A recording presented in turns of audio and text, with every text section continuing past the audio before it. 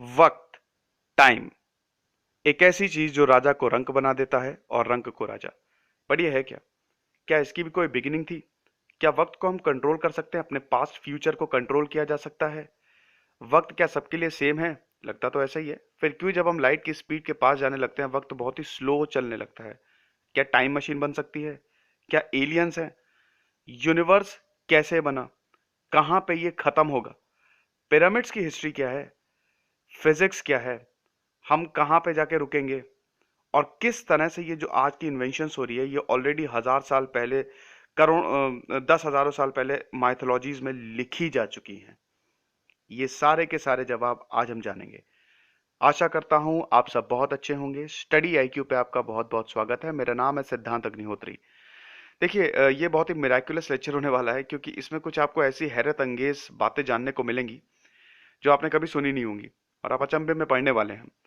क्योंकि हम Stephen Hawking जो one of the greatest scientist हैं हमारे एरा के, इस समय कैम्ब्रिज, इंग्लैंड कैम्ब्रिज में है, हेड है अपने डिपार्टमेंट के, फिजिक्स डिपार्टमेंट के। उनकी best seller book a brief history of time का रिव्यू करने जा रहे हैं। टाइम की बहुत ज्यादा बात होगी, वक्त बहुत कम है, इसलिए सीधे अपने मुद्दे पे आएंगे। देखिए, ये पार्ट वन है, 2 पार्ट में ये होगा। और पार्ट वन मैं लेके आ रहा हूँ, पार्ट टू बहुत जल्द अवेलेबल होगा, इंग्लिश वर्जन भी बहुत जल्द अवेलेबल होगा।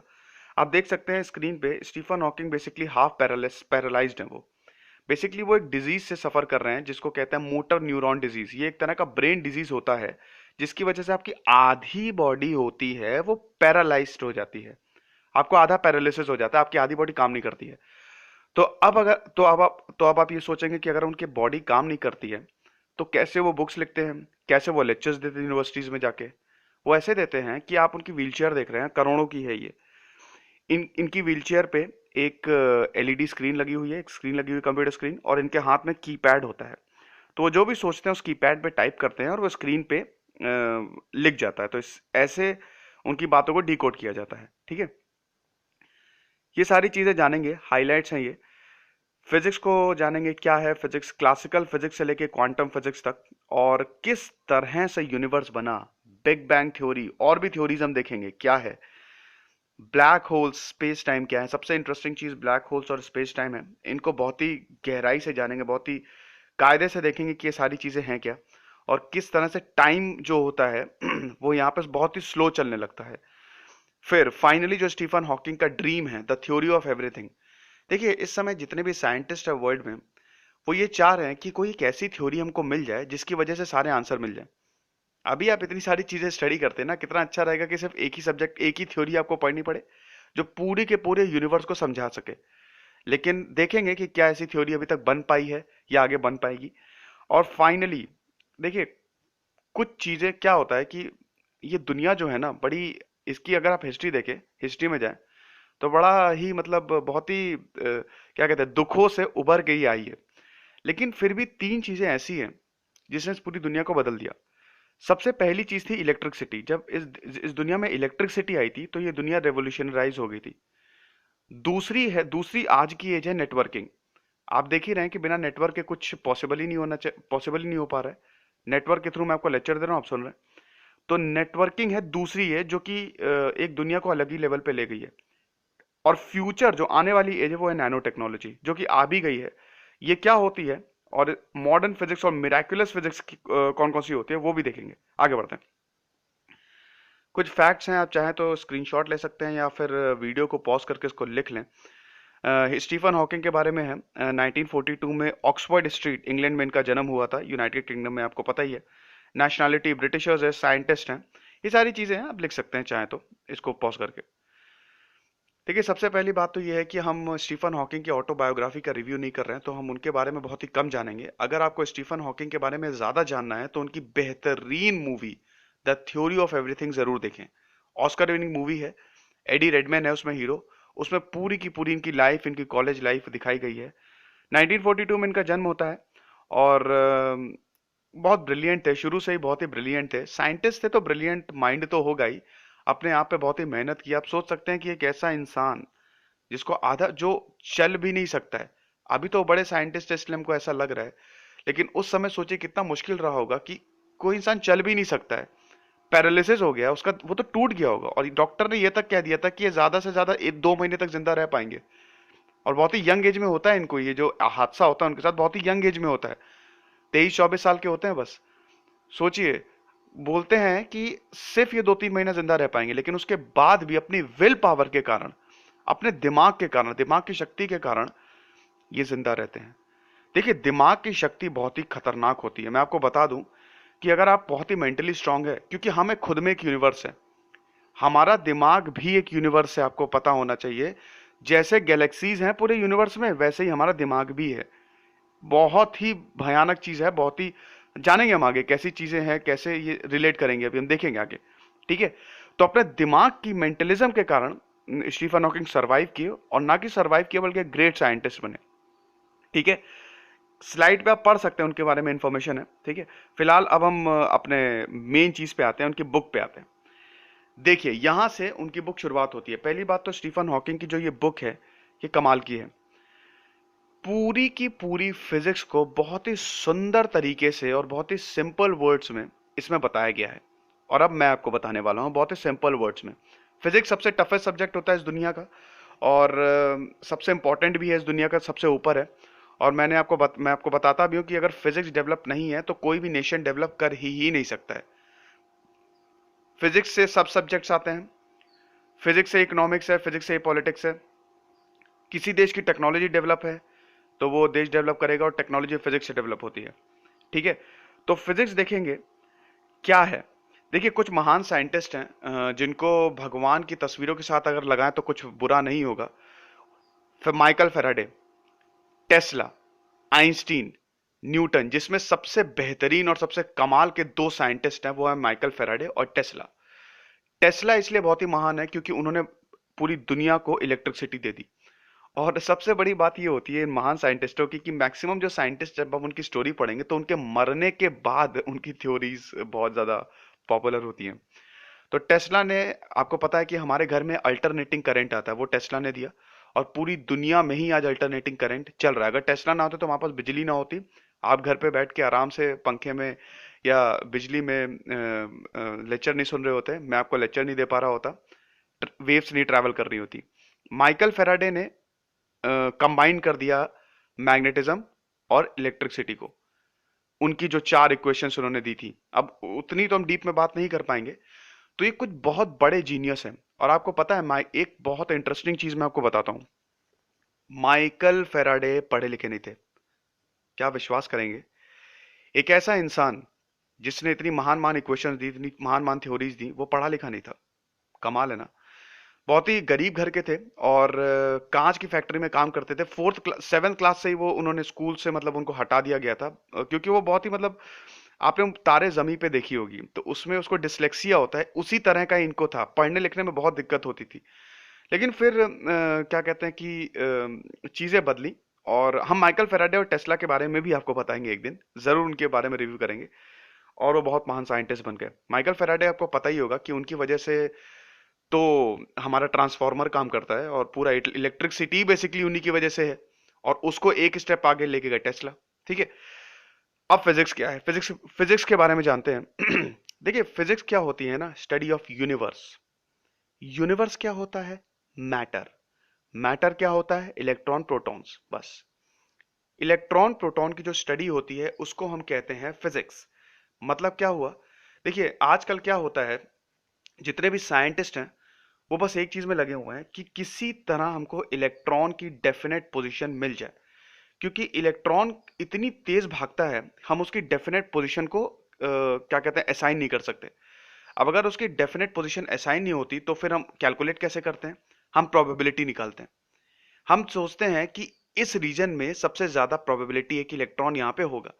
जैसे मान लीजिए कि आप इंसान हैं, आप इंसान तो मान, कह लीजिए आप ही हैं। तो आप एक शहर में भाग रहे हैं, बहुत तेज भाग रहे हैं, आपको पकड़ना नामुमकिन है, तो पुलिस ने क्या किया, प्रोबेबिलिटीज निकाल ली कि इस लोकेशन पे, इस लोकेशन पे, इस लोकेशन पे ये लड़का हो सकता है। तो हम ऐसे ही प्रोबेबिलिटीज निकालते हैं, और वहां से उनकी एनर्जी को कैलकुलेट किया जाता है। और इसी से पूरी, इसी पे ही आज की पूरी फिजिक्स, जो आप एंड्रॉयड फोन यूज कर रहे हैं, जो आप टीवी देख रहे हैं, जो आप डिजिटल चैनल है, वो सब इसी पे ही पूरा का पूरा बेस्ड है। इसी से ही एनर्जी निकलती है, और इसकी अप्लाइड ब्रांच को हम इंजीनियरिंग कहते हैं। अगर इलेक्ट्रॉन की एग्जैक्ट पोजीशन निकल जाती है, जो जो कि मैक्सिमम साइंटिस्ट आज कोशिश कर रहे हैं, तो हम भगवान को पालेंगे। हाँ बिल्कुल, कुछ भी हो सकता है, फिर तो हम कुछ भी कर सकते हैं, क्योंकि जैसे ही इलेक्ट्रॉन की एग्जैक्ट पोजीशन, इलेक्ट्रॉन के पास करोड़ों अरबों का खजाना है ना, उसकी एग्जैक्ट पोजीशन अगर पता लग गई तो उस खजाने को हम लूट सकते हैं। उसकी एनर्जी पता लग सकती है, उसकी पोटेंशियल पता लग सकती है, बहुत सारी चीजें पता लग सकती हैं, है ना। तो ये फिजिक्स होती है। अब देखिए, फिजिक्स तो वैसे तो दो चीजों में डिवाइडेड है। एक है क्लासिकल फिजिक्स और एक है मॉडर्न फिजिक्स। क्लासिकल फिजिक्स जैसे जो 11 ट्वेल्थ में अक्सर बच्चों को पढ़ाई जाती है, वो क्लासिकल है। न्यूटन्स के लॉज हो गए, मैकेनिक्स, इलेक्ट्रिसिटी। क्वांटम फिजिक्स जो मैंने आपको अभी बताई, ये पार्टिकल की स्टडी होती है। पार्टिकल की स्टडी कैसे होती है, उसकी पोजीशन को डिटरमाइन करिए और उसकी एनर्जी निकालिए, यही है क्वांटम फिजिक्स। बहुत ही बेसिक है, इतना कोई खास टफ नहीं है। अब एक मैं आपको इंटरेस्टिंग चीज बताता हूं कि क्लासिकल और मॉडर्न फिजिक्स में सबसे बड़ा फर्क क्या होता है। क्लासिकल फिजिक्स ये कहती है कि जैसे आपके पास बॉल है, आपने दीवार पे मारी, वो रिबाउंड होकर आपके पास वापस आएगी। क्वांटम फिजिक्स ये कहती है कि 100% में से 0.001% प्रोबेबिलिटी होगी कि वो बॉल दीवार को पार कर जाए। मतलब क्वांटम फिजिक्स में वो दीवार, आपकी ठोस दीवार जो होती है सीमेंट की, उसको पार कर सकती है। क्यों पार कर सकती है? क्योंकि हम क्वांटम फिजिक्स में वेव फंक्शंस की बात करते हैं। अब ये वेव फंक्शंस क्या होता है भैया? जैसे आपके साथ आपका सरनेम है, वैसे ही इलेक्ट्रॉन के साथ उसका वेव फंक्शन है। हम वेव फंक्शन से ही वेव फंक्शन की वैल्यू निकालते हैं, वेव फंक्शन को सॉल्व किया जाता है। इक्वेशंस होती हैं, है ना। क्वांटम फिजिक्स में इक्वेशंस को सॉल्व करते हैं, जिसको हम स्क्रोडिंगर इक्वेशन कहते हैं, है ना। और उस इक्वेशन को सॉल्व करके हम उसका वेव फंक्शन निकालते हैं। और जब वेव फंक्शन निकल जाता है, तब हमको सारी की सारी जो इंफॉर्मेशन है, वो इलेक्ट्रॉन के बारे में पता चल जाती है। आधार कार्ड आप कह सकते हैं, इलेक्ट्रॉन का आधार कार्ड वेव फंक्शन होता है उसका। सारी इंफॉर्मेशन उसी में स्टोर होती है। तो ये क्वांटम फिजिक्स है। खैर, अब इसमें तो डीप हम नहीं जाएंगे। तो अब उसके बाद आइंस्टीन आए। अच्छा, आइंस्टीन का आप स्क्रीन पे रिलेटिविस्टिक इक्वेशन देख रहे हैं, m equal to m naught upon under root one minus v square upon c square. ये क्या है हम आगे बताएंगे। आइंस्टीन और न्यूटन के बारे में हम आपको आगे बताएंगे। चलिए बढ़ते हैं। देखिए, our picture of the universe and space time. देखिए क्या है कि एरिस्टोटल और न्यूटन ने बोला कि टाइम जो है वो एब्सोल्यूट है। टाइम एब्सोल्यूट का मतलब क्या होता है कि टाइम बदलता नहीं है, सबके लिए सेम है। न्यूटन ने बोला नहीं, टाइम अलग अलग है। देखिए, स्टीफन हॉकिंग अपनी बुक में बोलते हैं, मैं आपको बहुत बढ़िया चीज बताता हूँ कि हो सकता है शायद मैं जल्दी बता रहा हूँ, वो चीज नहीं आई है, लेकिन फिर भी मजा आएगी। मान लीजिए एक ट्रेन है, ठीक है। आप उसमें बैठ गए। अब उस ट्रेन को लाइट की स्पीड से दौड़ाइए, पूरे अर्थ में लाइट की स्पीड से दौड़ाइए। अब ट्रेन में जब आप बैठे हैं, आपको छोड़ने आपका भाई आया, ठीक है। आपको छोड़ने आपका भाई आया। उस समय मान लीजिए 11 बजे, 11 बज गए।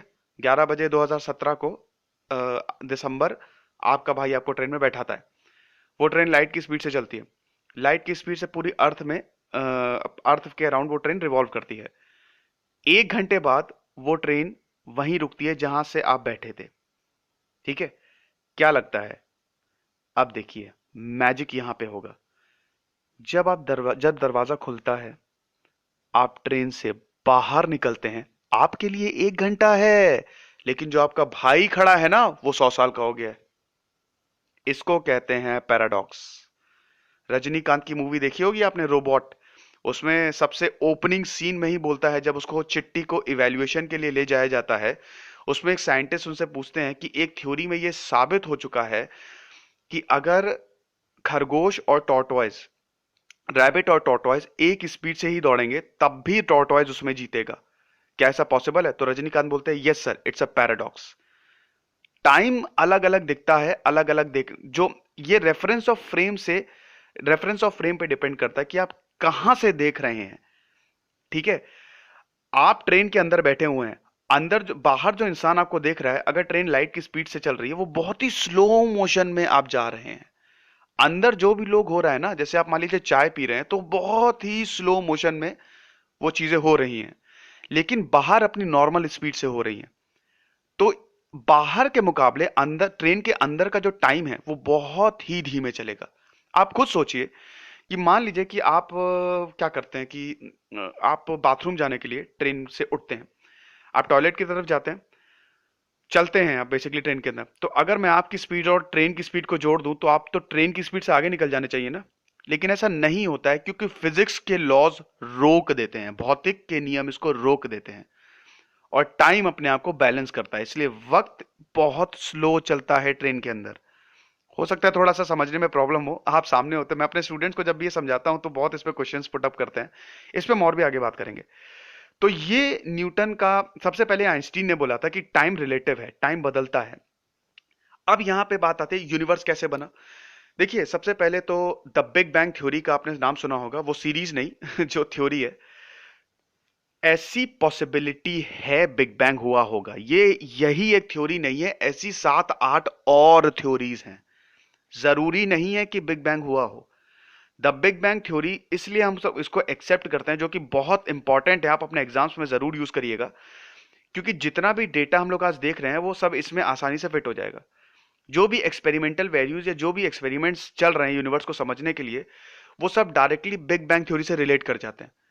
हुआ क्या था कि सबसे पहले कुछ लोगों ने देखा, उनको यूनिवर्स दिखा, फिर आगे गैलेक्सीज दिखी, फिर और बड़ी गैलेक्सीज दिखी, क्लस्टर्स, सुपर क्लस्टर्स देखे। तब साइंटिस्टों ने सोचा, एडविन हबल ने सोचा कि यार अगर अगर ऐसा हो रहा है, ये यूनिवर्स एक्सपैंड हो रहा है, तो पीछे कहीं ना कहीं से तो शुरुआत हुई होगी ना, हमको पीछे देखना पड़ेगा। तब वो वक्त को पीछे लेके गए, और अब टाइम को पीछे वो कैसे लेके गए, ये relativistic equation m naught upon under root 1 - v² upon c² जो देख रहे हैं, यहां से ये रिलेटिविस्टिक इक्वेशन आपको टाइम ट्रैवल करवाती है। बिल्कुल, इसीलिए आइंस्टीन को इतना महान माना जाता है, क्योंकि इस रिलेटिविटी ने पूरी दुनिया के फिजिक्स को चेंज कर दिया। इस रिलेटिविटी इक्वेशन, रिलेटिविटी मतलब होता है लाइट की स्पीड, और जहां लाइट की स्पीड की बात आती है वहां पे टाइम जो है स्लो चलने लगता है। देखिए टाइम जो होता है ना, बहुत चीजों पे इफेक्ट होता है।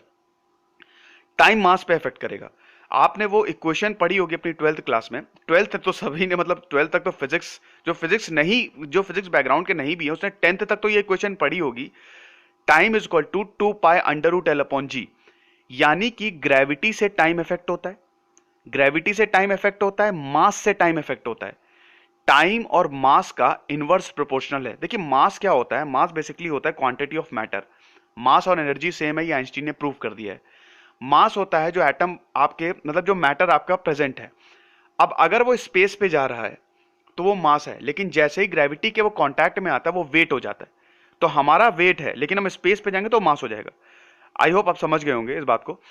तो मास से टाइम इफेक्ट पड़ता है। कैसे इफेक्ट करता है कि पिरामिड, आप पिरामिड के पास जाइए, पिरामिड में जब आप बहुत दूर से खड़े होकर देखेंगे ना, वहां पे लोगों को तो बहुत ही स्लो मोशन में आपको चलते हुए दिखाई देंगे, क्योंकि जहां जितना ज्यादा मास होगा वहां पे टाइम स्लो चलता है, वक्त थोड़ा सा धीमे चलता है, क्योंकि रिलेशन इनवर्स होता है टाइम और मास में, है ना। ऐसे ही टाइम ग्रेविटी से इफेक्ट होता है। वक्त, देखिए वक्त पता तो है, क्या वक्त को कोई डिफाइन नहीं कर सकता, पहली बात तो ये।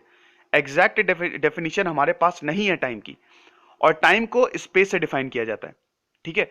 वक्त पता है कि पास हो रहा है, लेकिन है क्या, इसका जवाब किसी के पास नहीं है। कोई भी आपको एक प्रॉपर डेफिनेशन टाइम की नहीं दे पाएगा। तो अब टाइम को पीछे लेके गए बिग बैंग, ये आपके रिलेटिविस्टिक इक्वेशन पे, तब हमको पता चला बिग बैंग हुआ। बिग बैंग हुआ मतलब होता है, आप देख सकते हैं डायग्राम में, सिंगुलैरिटी। सिंगुलैरिटी क्या होती है, सबसे आसान शब्दों में मैं आपको समझाऊंगा, जैसा कि स्टीफन हॉकिंग ने समझाया है, कि मान लीजिए कि एक पूरे दुनिया को मैं एक छोटे से बॉल में कन्फाइन कर दूं, या अगर मैंने उसको छोटे से बॉल में कन्फाइन किया है तो उसकी इनफाइनाइट डेंसिटी होगी, बहुत ज्यादा डेंसिटी होगी, बहुत ज्यादा घनत्व होगा उसका। डेंसिटी आप समझ रहे हैं ना, एक रूम में 50,000 लोगों को अगर मैं कर दूं, इम्पॉसिबल है, तो उसकी डेंसिटी बहुत होगी। घना, कितना घना है कोई चीज, तो बॉल में इनफाइनाइट डेंसिटी होगी। अब क्या होगी, वो अनस्टेबल हो जाएगा, एक ना एक टाइम पे तो वो अनस्टेबल होगा ना, क्योंकि उसके उसके अंदर पार्टिकल्स हैं। मतलब जो लास्ट पार्टिकल वाइब्रेट होगा, ग्रेविटेशनल फोर्स क्या करेंगी, पुल करेंगी, एकदम से वो फटेगा, एक्सप्लोड होगा।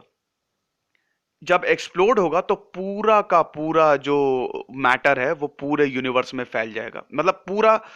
और एक चीज और, बिग बैंग के साथ ही स्पेस शुरू हुआ। स्पेस पहले से नहीं था, पहले सिंगुलैरिटी थी। सिंगुलैरिटी मतलब वो पॉइंट जहां पे बिग बैंग हुआ, एक छोटा सा बिंदु, एक छोटा सा पॉइंट जो एकदम से एक्सप्लोड होता है, भयानक एक्सप्लोजन होता है, और उसके बाद यूनिवर्स बनना शुरू होता है, हमारी गैलेक्सीज बनना शुरू होती है। इसकी बहुत बढ़िया थ्योरी मैं आपको थ्योरी से समझाता हूं, नेबुलर और कांत की थ्योरी। नेबुलर और कांत की, लैपलास की थ्योरी ये बोलती है कि क्या हुआ था कि ग्रेविटेशनल फोर्स क्या हुई, अनस्टेबल हुई, अट्रैक्ट करना शुरू हुआ, सेंटर में डिस्क बनी, वो डिस्क ने जबरदस्त रोटेशन किया, एंगुलर मोमेंटम कंजर्व हुआ, भयानक एक्सप्लोजन हुआ, और पूरा का पूरा वेस्ट जो है वो फैल गया। वो वेस्ट क्या है? वो वेस्ट है आपके प्लैनेट्स, वो वेस्ट है आपके एस्टेरॉइड्स, वो वेस्ट है आपकी गैलेक्सीज। जैसे बम फटता है ना, उसके वेस्टेज जो टुकड़े इधर उधर फैल जाते हैं, वैसे ही सिंगुलैरिटी में भी उस छोटे से बिंदु में एक्सप्लोड होता है। जैसे ही एक्सप्लोजन हुआ, टाइम बना, टाइम बनना शुरू हुआ, सेकेंड्स के 1/10 भाग में टाइम बना। उसके कुछ साल बाद, कुछ समय बाद, आपकी आपके मतलब कुछ सेकेंड्स बाद आपके इलेक्ट्रॉन्स प्रोटॉन्स बने। उसके बाद गैलेक्सीज बनी। ये अब देख सकते हैं, आप डायग्राम में देख सकते हैं कि टाइम की क्या डायमेंशन, मतलब किस तरह से, कैसे ये प्रोग्रेस हो रहा है ना। और 13.7 बिलियन साल पहले की ये बात है जब बिग बैंग थ्योरी हुई। लेकिन ये एक पॉसिबिलिटी है। बिग बैंग थ्योरी ये कह रहा है कि हर कुछ एक्सपैंड कर रहा है, यूनिवर्स एक्सपैंड कर रही है, और वो करती जा रही है, करती जा रही है, करती जा रही है। लेकिन कहीं ना कहीं तो वो रुकेगी ना, कहीं ना कहीं तो रुकनी चाहिए उसको, है कि नहीं? जब ये रुकेगी कहीं ना कहीं, तो क्या होगा? Big crunch. बिग क्रंच का मतलब होता है, पहले बिग बैंग हुआ, मतलब यूनिवर्स वापस पूरा का पूरा एक्सपैंड कर रहा है, लेकिन एक टाइम पे आप देख सकते हैं ग्राफ में, पूरा का पूरा पहले एक्सपैंड किया और उसके बाद वो कॉन्ट्रैक्ट करना शुरू होगा। ग्रेविटेशनल फोर्सेस क्या करेंगी? ग्रेविटेशनल फोर्सेस अट्रैक्ट करती हैं, आपको पता होगा। वो पार्टिकल्स को क्या करेंगे? अट्रैक्ट करना शुरू करेंगी। सारी चीजें कॉन्ट्रैक्ट करनी शुरू होगी और वापस से फिर सिंगुलैरिटी आ जाएगी। उसके बाद फिर बिग क्रंच होगा, फिर सिंगुलैरिटी, फिर बिग क्रंच, सॉरी, फिर big bang, big crunch, big bang, big crunch, big bang, big crunch. यही होता रहेगा। इसको कहते हैं ऑसिलेटिंग यूनिवर्स, ऑसिलेटिंग थ्योरी कहते हैं। ऐसे ही और भी थ्योरी हैं, इन्फ्लेशन थ्योरी है, और सिमुलेशन थ्योरी कमाल की है। उसमें यह बोला जाता है कि एक्चुअली ये सब बकवास है, बिग बैंग कुछ नहीं हुआ। एक कोई इंसान है, कोई भगवान है, और वो कंप्यूटर में हम लोग को चला रहा है, हम लोग उसके अधीन है। आपने मैट्रिक्स देखी होगी, उसी तरह का कुछ है। हम लोग को पता भी नहीं है ये सारी चीजें क्या हो रही हैं, वही वही वहीं पे ही वो इंसान कंप्यूटर से हम लोग को ऑपरेट कर रहा है, और हम लोग को कुछ नहीं पता है। वेल, ऐसा तो वैसे तो ये थ्योरी इतना सच्चाई इसमें नहीं लगती है, लेकिन क्या पता भाई, थ्योरीज हैं अपनी अपनी। Mostly accepted big bang theory है, ठीक है, जो कि मैंने आपको अभी बताया। बिग बैंग क्या है कि बिग बैंग सिंगुलैरिटी से जनरेट होती है, एक्सप्लोजन होता है, प्लैनेट्स स्टार्स बनते हैं। ग्रेविटेशनल, यहाँ पे ग्रेविटेशन की वजह से, ग्रेविटेशनल इफेक्ट्स की वजह से आपका बिग बैंग होता है, जो कि हाईली अनस्टेबल हो जाती है, और यही एक टाइम पे कोलैप्स भी करती है। देखिए, जब एक स्टार बनता है, जब कोई भी चीज बनती है, जो कोई सेलेस्टियल बॉडी बनती है, स्टार्स हो गए, प्लैनेट्स हो गए, तो कभी ना कभी वो कोलैप्स भी होती है। बिग बैंग में क्या हुआ कि जब बिग बैंग हुआ, नाम ही है ना बिग बैंग, जब बिग बैंग हुआ तो पहले अर्थ बहुत गर्म था, बहुत गर्म था। उसके बाद वो ठंडा होता है, और जब ठंडा होता है तब एटमॉस्फेयर बनता है। आपको पता है ना कि हमारे अर्थ में एटमॉस्फेयर है। क्यों है? क्योंकि हमारे पास कोर है, एक्टिव कोर है। सन में एटमॉस्फेयर नहीं है, वहां पर, सॉरी, सन में कह रहा हूं, मार्स पे एटमॉस्फेयर नहीं है, क्योंकि वहां का कोर ठंडा हो चुका है, ठीक है। और एटमॉस्फेयर की ही वजह से हम लोग बचे हुए हैं। अगर एटमॉस्फेयर नहीं होगा तो ओजोन लेयर आएंगी, सब कुछ खत्म कर देंगी। मार्स में यही हुआ ना, मार्स में बोलते थे पहले लाइफ थी, लेकिन वहां का कोर ठंडा हो गया, और कोर ठंडा हो गया तो एटमॉस्फेयर नहीं रहा। कोर क्या होता है? कोर फ्यूल होता है। हमारा अर्थ सेंट्रल कोर, जो अर्थ में एक सेंट्रल में कोर होता है, एक फ्यूल होता है जो ये पूरी दुनिया को चला रहा है, जिसकी वजह से मैग्नेटिक फील्ड जनरेटेड है, और वो मैग्नेटिक फील्ड यूनिवर्स एटमॉस्फेयर बना रही है, जिसकी वजह से कोई भी हार्मफुल रेडिएशन बाहर की नहीं आ पा रही है। लेकिन अगर ये कोर ठंडा हो गया तो हम गए काम से, और ये कभी ना कभी जरूर होगा, लेकिन अभी नहीं होगा, करोड़ों साल बाद होगा। अभी तो यूनिवर्स हमारा जवान है, अभी तो ये पूरी गैलेक्सी जवान है, अभी तो बहुत टाइम है इन सारी चीजों में, ठीक है। तो ये सारी चीजें थी। और जब ये, हाँ, तो मैं स्टार की बात कर रहा था, तो स्टार जब बनता है तो कभी ना कभी वो खत्म भी होता है, सेलेस्टियल बॉडीज। और जब वो खत्म होती है वापस, वो एक छोटे से टाइम में कन्फाइन हो जाती है, जिसको हम सिंगुलैरिटी कहती हैं, और उसको कहते हैं हम ब्लैक होल। बहुत इंटरेस्टिंग कंसेप्ट है, देखेंगे क्या होता है। ठीक है, तो बिग बैंग बिग क्रंच आपको समझ में आ गया होगा, आई होप। देखिए, बिग बैंग बिग क्रंच को आपको सबसे बढ़िया एग्जांपल जो होता है, आप अर्थ का ले लीजिए। ठीक है, आप नॉर्थ पोल पे खड़े हो जाइए और वहां से जाना शुरू करिए। तो अर्थ राउंड है ना, राउंड, आप राउंड जाएंगे, पहले वो बढ़ रहा है बढ़ रहा है बढ़ रहा है, अर्थ बढ़ता रहता है, फिर आप साउथ पोल की तरफ जाने लगते हैं। तो वापस अर्थ क्या होता है, कॉन्ट्रैक्ट होने लगता है। तो यही चीजें हो रही हैं, पहले यूनिवर्स बढ़ेगा, गैलेक्सी बढ़ेगी, उसके बाद सब कुछ कॉन्ट्रैक्ट हो जाएगा, ऐसा थ्योरी में बोला गया है। और जरूरी नहीं है ये सच हो। देखिए, भगवान क्या है ये तो कोई भी नहीं बता पाया, लेकिन साइंस भी ये मानता है कि कोई ना कोई एक ऐसी फोर्स है जो इसको चला रही है। स्पेस टाइम के बारे में हमने बहुत सारी बातें कर ली, मैंने आपको एब्सोल्यूट टाइम बता दिया, और आइंस्टीन ने प्रूव कर दिया था कि ये थ्योरी गलत है, सब कुछ रिलेटिव है। देखिए, अगर स्पेस स्पेस क्या होता है, बेसिकली स्पेस वो चीज़ है जहाँ पे आपको मैटर मिलेगा। मैटर मतलब जहाँ पे बहुत से नए नए पार्टिकल्स और बहुत सी, हम अभी खाली फिजिक्स को 10% समझ पाए हैं, 90% अभी भी हमको नहीं पता। 90% डार्क मैटर है, जो हमको दिखता नहीं वो डार्क मैटर है, और हमको नहीं पता कि आगे है क्या। सबसे बड़ी प्रॉब्लम तो ये है, क्योंकि हमारे पास, हमको लगता है कि हम बहुत बड़े हो गए हैं, बड़ी वेपनरी हो गई, लेकिन एक्चुअली ऐसा नहीं है, कुछ नहीं है हमारे पास, अभी तो बहुत चीजें समझनी बाकी है। भगवान क्या है वो समझने बाकी है। देखिए, कुछ ना कुछ तो बहुत हाई लेवल पे काम चल रहा है, ये तो आप मान के चलिए। ये यूनिवर्स ऐसे ही नहीं चल रहा है, ये दुनिया ऐसे ही नहीं चल रही, कोई ना कोई तो चला रहा है ना। अरे, आप एक चीज सोचिए, हर एक छोटी से छोटी चीज का मैकेनिज्म है यहाँ पे। कोई इंसान, कोई अगर जानवर मरता है, वो डिकम्पोज हो जाता है, वापस यूनिवर्स में मिल जाता है। हर एक छोटी सी छोटी चीज का मैकेनिज्म है, हमारे डाइजेस्टिव सिस्टम का मैकेनिज्म है, हमारी बॉडी का मैकेनिज्म है। तो कुछ ना कुछ तो गड़बड़ है, भगवान तो है ना कहीं ना कहीं, ऐसे तो हो नहीं रही ये सारी चीजें। तो स्पेस और टाइम को हम एक साथ लेके चलते हैं। देखिए, आप अर्थ पे क्या होता है कि अगर आपको किसी भी चीज को लोकेट करना है, तो आप क्या उसके कोऑर्डिनेट्स जानते हैं, एक्स वाई जेड, 3 डायमेंशन होते हैं ना, लेकिन स्पेस पे टाइम भी हम लोग लेते हैं 4 डायमेंशन। इस टाइम जो होता है वो 4th डायमेंशन होता है ना। स्पेस टाइम इसीलिए बोला जाता है, दोनों को साथ में लिया जाता है। स्पेस टाइम को मिला दिया आइंस्टीन ने। आइंस्टीन को इसलिए इतना महान बोला जाता है ना, आइंस्टीन ने सारी की सारी फिजिक्स तो बदली, बहुत कुछ और भी बदल दी। फिजिक्स की लगभग हर एक ब्रांच में आइंस्टीन का कंट्रीब्यूशन है। और उनकी सबसे महान इक्वेशन जो E equal to MC square या रिलेटिविटी इक्वेशन है, वो है। ठीक है, तो आइंस्टीन ने रिलेटिविटी को डिफाइन किया। क्या होती है रिलेटिविटी? रिलेटिविटी मतलब मैंने बताया, अगर रिलेटिविटी कोई भी आपसे पूछे रिलेटिविटी है क्या, मेरे रिस्पेक्ट में आपकी पोजीशन, आपके रिस्पेक्ट में मेरी पोजीशन। और रिलेटिविटी का मतलब होता है speed of light. Speed of light क्या होती है? 3 × 10⁸ मीटर पर सेकेंड। कहीं पे भी अगर हम स्पीड ऑफ लाइट का कंसिडरेशन ले लेते हैं, वो रिलेटिव हो जाता है, उसको हम कहते हैं रिलेटिविस्टिक मैकेनिक्स। ठीक है, और ये आइंस्टीन की देन है। तो ये सारी चीजें हैं। और पैराडॉक्सेस मैंने आपको बताया, पैराडॉक्सेस जैसे कि एक इंसान अपने टाइम डायमेंशंस में है, लेकिन हमको नहीं पता कि दूसरा इंसान कहाँ होगा। फर्ज करिए, जैसा कि मैंने आपको एग्जांपल दिया था कि एक स्पेसशिप है, आपने अपने दोस्त को छोड़ा, एक स्पेसशिप में छोड़ा, वो लाइट की स्पीड से गया, वापस आया अर्थ पे। उसके लिए एक दिन है, जो इंसान एक स्पेसशिप में है उसके लिए एक दिन है, लेकिन अर्थ जो है वो 200 साल आगे बढ़ चुकी है। यानी कि वो एक टाइम ट्रैवलर है, वो भविष्य से आया है। आप समझ रहे हैं मेरी बात को? ये टाइम मशीन है। आप जैसे जैसे लाइट की स्पीड के पास जाएंगे, वक्त बहुत स्लो चलने लगता है। फिजिक्स के लॉज यही कहते हैं। वैसे टाइम की स्पीड से कोई चीज मूव नहीं कर सकती, मैं आपको बता दूं, ऐसी कोई चीज बनाना नामुमकिन है जो टाइम की स्पीड तक पहुंच जाए। इसलिए ये एक्सपेरिमेंटली प्रूव नहीं हो सकती, है ना। हम इस पे एक्सपेरिमेंट नहीं कर सकते, क्योंकि हम कोई ऐसी चीज बना ही नहीं सकते। तो ये स्पेस टाइम का थोड़ा सा कंसेप्ट है स्पेस में, है ना। तो अब आप डायग्राम में एक चीज देख रहे हैं।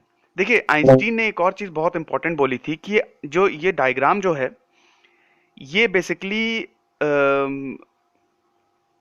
क्या कहते हैं कि ये स्ट्रेच कर सकते हैं इसे। जैसे आप अपनी चादर लीजिए, बेडशीट लीजिए, चारों ओर से पकड़ लीजिए उसे, आप चादर के बीच में स्ट्रेच करिए उसे, एक पत्थर डालिए। जब आप पत्थर डालेंगे या कुछ भी डालेंगे, बीच में अगर डालेंगे तो वो स्ट्रेच होगा। अब जब वो स्पेस स्ट्रेच हो रहा है, आपकी अगर बेडशीट नीचे जा रही है स्ट्रेच होके, तो हर हर एरिया पे उसका इफेक्ट होगा। आपने पकड़ा है वो भी थोड़ा सा स्ट्रेच होगा, वो भी थोड़ा सा स्ट्रेच होगा। तो आइंस्टीन बोलते हैं कि जब भी हम ऐसा कुछ करते हैं तो कहीं ना कहीं या यूनिवर्स में हर जगह उसका इफेक्ट होता है। तो ये स्पेस टाइम के था। अब unique features of space time पे देखते हैं। देखिए, ग्रेविटेशनल वेव की यहाँ पे बात करने का अब बहुत ज्यादा इंपॉर्टेंट, मतलब अब हम बात करेंगे। आइंस्टीन ने बोला था कि लाइट जो है वो ग्रेविटेशनल, मतलब ग्रेविटी जो है वो लाइट को बेंड करती है।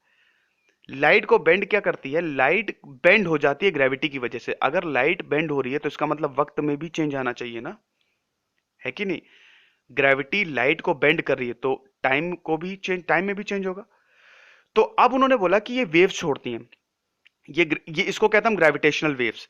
ग्रेविटेशनल वेव्स होती है, जैसे कि समुद्र की वेव होती है वैसे ही स्पेस में भी ग्रेविटेशनल वेव होती है। और अभी आपको पता ही होगा, लीगो ग्रेविटेशनल वेव डिटेक्टर जो है वो हमारे इंडिया में भी सेटअप हुई है और पूरे वर्ल्ड ग्रेविटेशनल वेव को डिटेक्ट कर रहा है कि क्या ऐसा है। ऐसा है, वैसे एक्चुअली सच में ऐसा होता है। और ग्रेविटेशनल वेव छोड़ी जाती है तो इसकी वजह से क्या होता है कि टाइम में बहुत जबरदस्त फर्क आता है और हम स्पेस टाइम के डायमेंशंस में फ्यूचर और पास्ट को डिफाइन कर सकते हैं। मतलब हम फ्यूचर और पास्ट तक को कंट्रोल कर सकते हैं। इसका सबसे बेहतरीन एग्जांपल है, इसमें हम टाइम कोन्स बनाते हैं।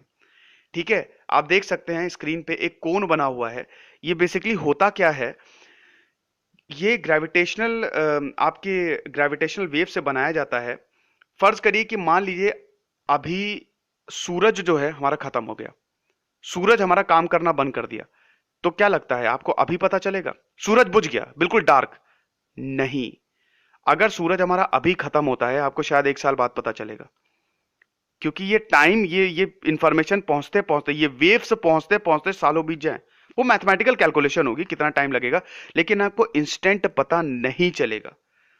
ये ग्रेविटेशनल वेव का इफेक्ट होता है और लाइट की स्पीड इससे सबसे ज्यादा इफेक्ट होती है। और हम क्या करते हैं, इसको पास्ट फ्यूचर ये सब ड्रॉ कर सकते हैं इससे। देखिए, टाइम वॉर्प ये बड़ा इंपॉर्टेंट चीज है। यहां स्टीफन हॉकिंग बोलते हैं कि हम टाइम को बेसिकली 3 एरो से डिफाइन कर सकते हैं। सबसे पहला होता है थर्मोडायनेमिक्स एरो ऑफ टाइम। ये वो टाइम होता है, ये वो डायरेक्शन होता है जिसमें जो डिसऑर्डर होता है वो इंक्रीज होता है। डिसऑर्डर मतलब ये होता है कि मान लीजिए कि कप है आपका, ठीक है, आपके कप टेबल पे रखा हुआ है, वो गिरता है, टूट जाता है, डिसऑर्डर हो गया, है ना? मतलब कप टूट गया ना तो उसके मॉलिक्यूल्स बिखर गए, डिसऑर्डर बढ़े तो एंट्रोपी बढ़ी। ये सेकंड लॉ ऑफ थर्मोडायनेमिक्स है, एंट्रोपी डिसऑर्डर से रिलेटेड है। एंट्रोपी क्या होती है? एनर्जी, एक तरह से आप बोल सकते हैं। तो ये थर्मोडायनेमिक के लॉज ये बोलते हैं कि जितनी ज्यादा एंट्रोपी होगी उतनी ज्यादा डिसऑर्डरनेस होगी। तो वही वो बता रहे हैं। दूसरी चीज वो बताते हैं कि एक साइकोलॉजिकल एरो होता है जो ये बोलता है कि हमको पता तो है टाइम पास हो रहा है, लेकिन क्या है हमको ये नहीं पता।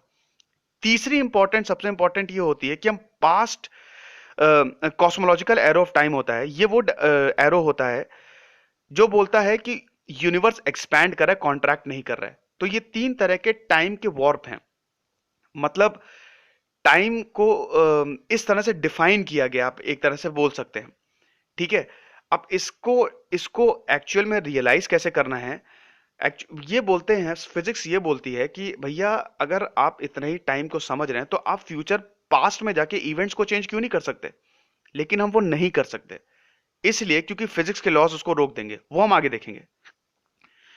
तो फाइनली ये पार्ट 1 का एंड हो गया है। वैसे तो मैं चाहता था कि और भी चीजें बताऊं इसमें, लेकिन लेक्चर थोड़ा सा लंबा हो जाता तो फिर आप लोग कंप्लेन करते कि बोरिंग हो गया, बोरिंग हो गया, बोरिंग हो गया है ना? तो फिलहाल ये पार्ट 1 का एंड है। और ग्रेट इंसान थे स्टीफन हॉकिंग, ये सब हैं, सॉरी, ग्रेट इंसान है स्टीफन हॉकिंग, और ये सब मेरे वर्ड्स नहीं, स्टीफन हॉकिंग ने सारी चीजें बताई हैं। मैं सिर्फ उनकी बुक्स आपको नरेट कर रहा हूँ। लकीली मैं फिजिसिस्ट हूँ, ये अच्छी बात है। तो इन सब की जानकारी है और बहुत ही बेसिक बेसिक चीजों में मैंने आपको समझाया कि स्पेस टाइम क्या होता है और आपकी किस तरह से, मतलब रिलेटिविटी क्वेश्चन क्या है, आइंस्टीन ने कैसे बदला, ये सारी चीजें बताई हैं। नेक्स्ट पार्ट में हम थोड़ा सा और एक्सप्लोर करने वाले हैं।